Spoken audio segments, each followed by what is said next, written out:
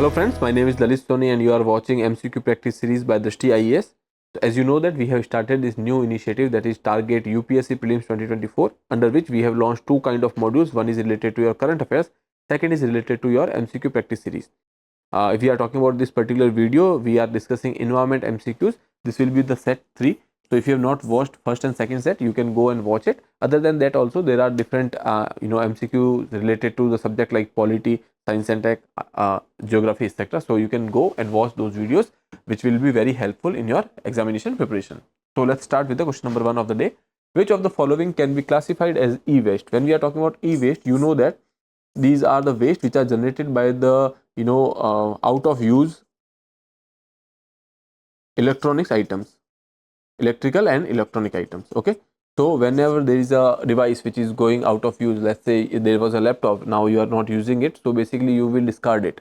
So ultimately that will generate e-waste. Okay, so basically there are 4 options given here: barium, beryllium, cadmium, hexavalent chromium. So you are supposed to tell me which of them are classified as e-waste. Okay, so ultimately here barium, beryllium, cadmium and hexavalent chromium, all of them are true because these are all basically forming part of your e-waste. Okay, so you can see the explanation over here.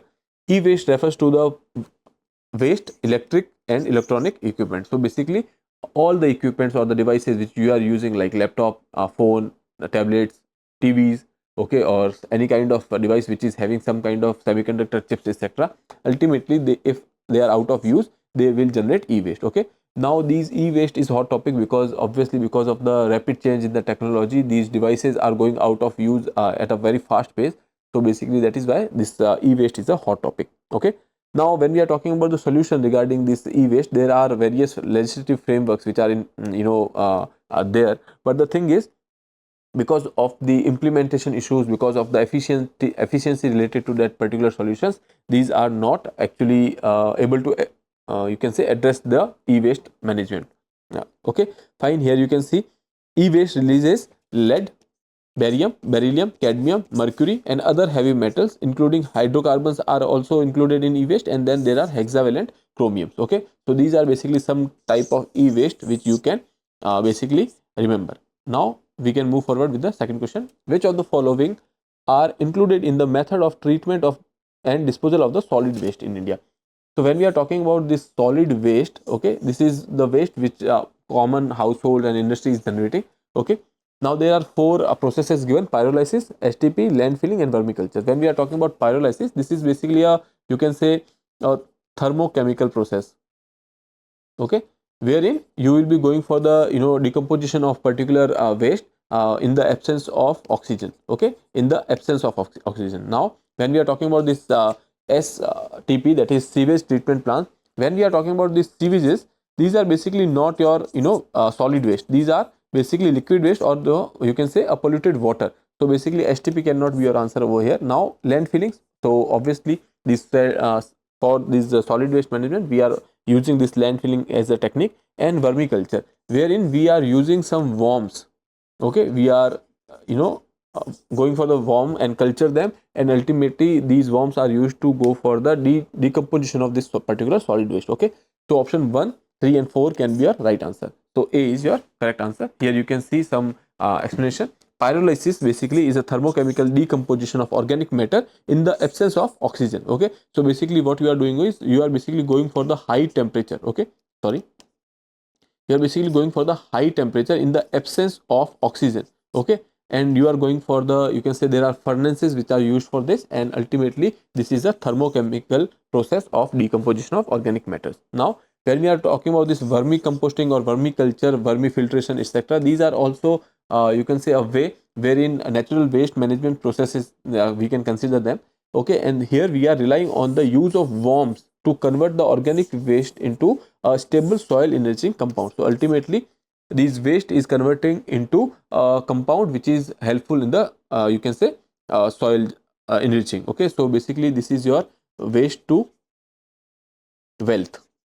Okay, now sewage treatment plants are used for the treating the sewages before these are mixed with the reservoir, etc., or any water body. So basically that is not a solid waste. Okay, now that is how it is clear that the pyrolysis vermicomposting or vermiculture, land filling, these are certain techniques which are being used for the solid waste management. Now question number 3. Regarding SUFFER, system of air quality and weather forecasting, which of the following statement is or are correct? Statement 1 is it will monitor all seasonal parameters like temperature, rainfall, humidity, wind, speed, wind direction.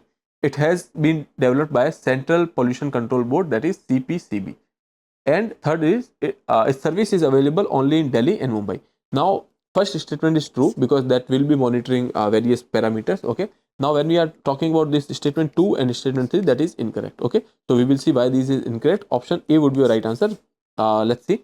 As I told you, this SUFFER is an air quality and weather forecasting system. Okay, and it is developed by Indian Institute of Tropical Meteorology. Okay, so this is one thing that is been developed by the Indian Institute of Tropical Meteorology, and then it is operated by the Indian Meteorological Department. Okay, so here they are not talking about CPCB.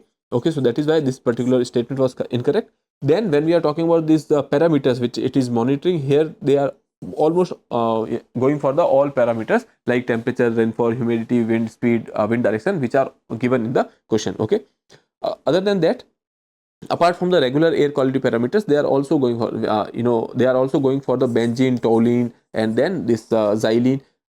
As I told you earlier in our previous lecture, that there is this air quality index. Okay, so in air quality index we are measuring this PM 2.5, PM 10, sulfur dioxide, ozone, nitrogen dioxide, carbon monoxide. Okay, but when we are talking about this SUFFER, this in addition to these pollutants, we are also looking for the benzene, toluene, and xylene. Please remember that.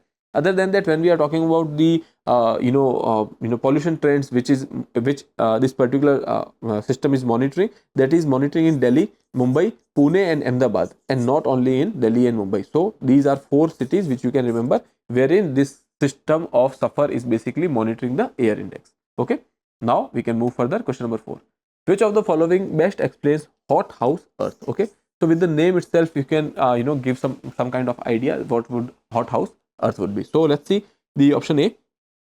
A scenario in which global temperature reaches a threshold above which the natural feedback mechanism that currently keeps the earth cool no longer works. Okay, so that can be our answer, because what they are saying is that that is hothouse earth is basically a scenario wherein global temperature are above the threshold. Okay, and after which the feedback mechanisms which are naturally there to make sure that the temperature does not go above certain point, now these feedback mechanisms are not working. So that can be our option. Now considering the option B, a scenario where the atmosphere would block sunlight from reaching the earth and allow infrared radiations to escape from the earth's surface in the form of infrared rays. Okay, so they are saying that it will block the sunlight and they will let the infrared radiations escape. Okay, so ultimately this will lead to the temperature decrease, because there is no sunlight, so there is no insolation, there is no energy which is coming inside your atmosphere, and if at all there are some kind of radiation that is letting it escape. Okay, so this is opposite to greenhouse gas. Okay, so we can say that because of which temperature will decrease. So obviously hothouse earth cannot be related to temperature decrease, so this statement is incorrect. A scenario that would allow most of the ultraviolet radiation in sunlight to reach the earth's surface. Okay, now yes, this can be considered as an option, but the thing is, here they are talking about only ultraviolet radiations. Okay, now we have ozone layer. Okay, so that will try to reduce that particular ultraviolet radiations. Okay, now a scenario that would allow only secondary succession, they are talking about succession which is part of ecology, so that is incorrect. Okay, so option A is the most appropriate answer over here, because they are talking about the temperature rise up to certain level, so that these feedback mechanism will not work anymore. Okay, so option A would be your right answer. Okay, they have explained this hothouse earth over here. Same option A has been copied here. So let's move further. Question number 5. The British government announced a research project to study nitrogen pollution in India and South Asia. In which of the following ways does nitrogen act as the environment pollutant? Okay, so they are talking about certain things: base level ozone creation. Okay, stratospheric ozone formations, and good nutrition. So if we see over here, you can see if we talk about the stratospheric ozone formation, in the formation of stratospheric ozone there is no role of nitrogen per se. Okay, so this is incorrect. Okay, Now if you remove the second option, then you have 1 and 3 only. Now base level ozone are created by, or you can say these are basically your secondary pollutants.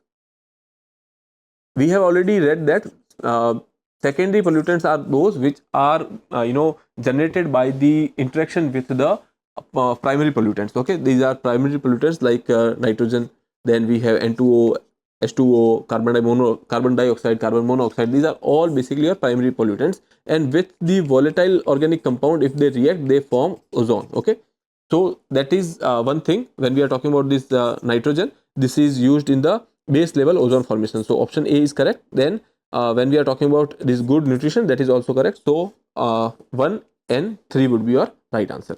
Okay, so here you can see that when we are talking about the base level ozone, here you can see, okay, so this nitrogen dioxide or nitrogen oxides, basically with the volatile organic compound, heat and sunlight, they form ozone.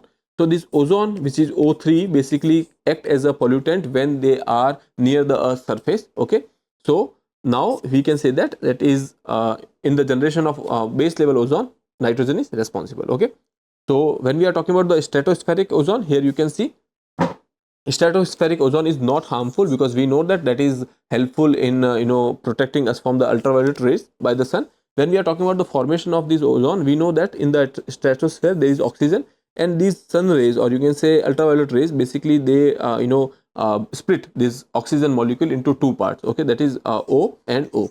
Now there is another oxygen molecules which are present in the stratosphere. They will react with these oxygens and they will form ozone. Okay, O3. So that is how it is basically working in the stratosphere. Okay, so I hope this is clear. And when we are talking about the good nutrition, we have already seen that eutrophication is the particular process which we have already explained in the previous lectures. Okay, now question number 6. Breath Life Air Pollution Campaign is a joint venture with WHO, that is World Health Organization, and the UNFCCC. Okay, second is your Climate and Clean Air Alliance, that is CCAA, and World Health Organization, WHO. Then we have European Commission and WHO. Okay, so when we are talking about breathe life air pollution related things, so with the name itself, you can see that one World Health Organization can be there because air pollution will have some kind of impact on your health, and then Climate and Clean Air Alliance is there to lead this particular program. Okay, so B would be your right answer, that is only 2. Here you can see this is your Breathe Life campaign. Here it is led by WHO, UNEP's Climate and Clean Air Coalition. Okay, so this is your right answer. Okay, now we can move further. Question number 7. Consider the following statement with reference to aerosols. Aerosols are colloidal particles which are basically in the atmosphere they are present. They are important in formation of cloud drops and ice crystals. Okay, then they increase the possibility of the global cooling by increasing the albedo. Okay, so when we are talking about these aerosols, these are basically present in the atmosphere. Okay, so when there is these nuclei, you can say that they act as a nuclei on which these water droplets can form, you can say cloud. Okay, so these are helping in cloud formation. So you can say that they are important in the formation of cloud drops and ice crystals. So this statement is correct. Now when there are some aerosols which are present in your atmosphere, then when sunlight is coming over there, because of the reflection from these clouds, or you can say a small nuclei with water droplets, and or the reflective nature of these aerosols, ultimately these rays will go away, or you can say they will be reflected back to the atmosphere. So ultimately this effect is basically called albedo effect. So if there is aerosols which are present in the atmosphere, that will increase the albedo, and ultimately these insolation will reflect back to the outer system, and that will lead to a cooling effect. Okay, so both of them are correct. See, now let's see the effects. Here you can see these are aerosols are basically colloidal particles which are dispersed in the atmospheric gases. Okay, these are emitted from the factories, thermal power plants, automatic vehicles, agricultural operation, etc. Other than that, when we are going for any kind of fossil fuel burning also, they will also be seen over there. Then collectors of the water vapor in water molecules in the atmosphere. Okay, as I told you, they act as a nuclei. Okay, most aerosol increase albedo by increasing the reflectivity of radiations, leading to global dimming, or you can say global cooling. Okay, here you can see in the normal case, where is these aerosols are present over there and there is no cloud, ultimately because of their own property of reflection, they will reflect some of the radiations. Okay. Second thing is, whenever there is a cloud formation or on this aerosol, they are acting as a water, you can say nuclei for the cloud formation. Ultimately, because of this cloud over here, they will have a higher albedo and they will reflect back the insolations. Okay. So ultimately they will have a cooling effect on the earth temperature. Okay. Now question number 8, which of the following is or are source of sulfur dioxide emissions? Petroleum refineries, volcanic eruptions, thermal power plant, automobiles. Okay. So prima facie, after seeing this particular option, you can say that option D is your right answer. All of them are basically source of sulfur dioxide. Okay. Here you can see this is a sulfur cycle given. There are certain volcano which also release sulfur. Other than that, using these you can say fossil fuel burning, they will also reflect into sulfur dioxide in atmosphere. Other than that, there are vehicles, okay, which are also responsible for that. Okay, sulfur dioxide is released into atmosphere naturally by volcanic activities. Emission comes from the combustion of fossil fuel, petroleum refineries, thermal power plants, industrial activities, and vehicle, automobiles, etc. Okay, so we can move further. Next question is related to similar, you can say sulfur dioxide. Which of the following are potential emitters of the sulfur dioxide in the world? Okay. Now combustion of the fossil fuel in the power plants, which we have already seen. So this is correct. Then extraction of the metal from the ore. Okay. So there are certain metals in which in whose ore there will be sulfur present, and while we are going for the extraction, there will be sulfur dioxide which will be released in the atmosphere. So this is also correct. Volcanic eruptions we have seen in the last question. Emission from the railway engine and the ship, because ultimately railway engines are also using diesels and ships are also using oils, etc., crude oil, etc. So all of them are your answer. We have taken this question because recently there was this Greenpeace report which says that India is the largest emitter of sulfur dioxide in the world and contributes to nearly 15% of the global anthropogenic emissions. Okay. So that is why we have taken this particular question, and largest source of sulfur dioxide emission is basically your combustions of fossil fuel. Okay. So now we can move to the next question, that is last question of the day. Considering consider the following statement with reference to the ethanol blended petrol program in India. The main objective of EBP is to reduce import burden on the crude petroleum along with reducing the vehicular emissions. This is correct. Okay.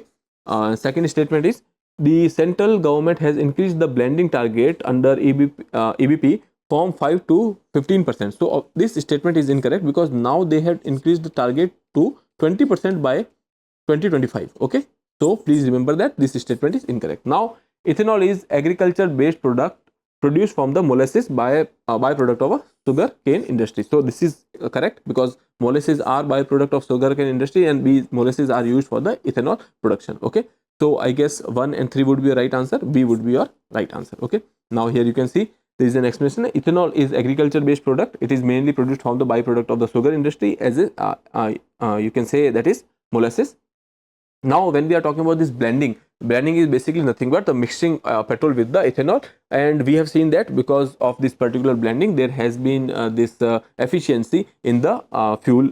Other than that, many countries including in India are going for the blended ethanol with petrol to reduce the pollutants emitted from the vehicles. Okay, as I told you, these are kind of efficient fuel, so that is why these emissions are reduced from the vehicle, and they are also produced it from the petrol to reduce the burden on the crude oil petrol imports. Okay, now I have told you the target, that is 20%, and here you can see certain information is given about the ethanol as a fuel. Here, as I told you, they can take it from the sugarcane industry, then from the starch, from the cellulose, they can utilize in the plant, and ultimately they can use it in the vehicles. Okay, and target, as I told you, 20% blending target is there by 2025, and there are certain things which you can read from here. Okay, now last part is your practice question regarding the mercury pollution. Consider the following statement.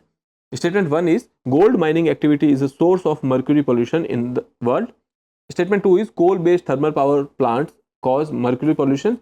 Statement 3 is there is no known safety level of exposure to mercury. How many of the above statements are correct? So you have to choose the correct statements, and you can attempt this question and answer in the comment box. With that, I would like to take your leave. If you have not subscribed the channel, please subscribe the channel. Thank you. For more informative content, like, share and subscribe, and do not forget to press the bell icon to get the notifications.